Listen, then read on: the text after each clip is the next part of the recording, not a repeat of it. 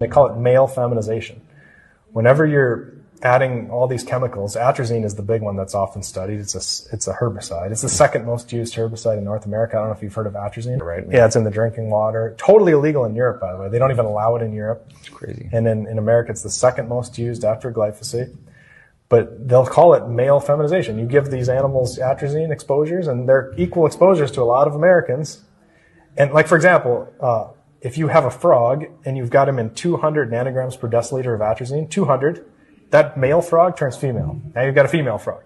But it's not just atrazine, because now you got the plastic water bottles. Oh, and you've got all this fragrance and all these parabens. You're rubbing it on your skin. Your skin is absorbing all this stuff. Oh, and now you've got like sunscreen chemicals, right? We haven't even talked about that, but oxybenzone in sunscreen, by far the most widely used chemical in sunscreen. That's an estrogen endocrine disruptor. It acts like estrogen in your body. And they did a study, after I published my book, they did a study with oxybenzone, and one application of sunscreen, just one. 7 days later, it was above the government's safety limits in people's blood. And that's just an adult with one application of oxybenzone. And some people are putting it on their kids like 5 days a week, and like putting it on their face with these like personal care products that brag about like keeping your face protected from the sun. They call it male feminization.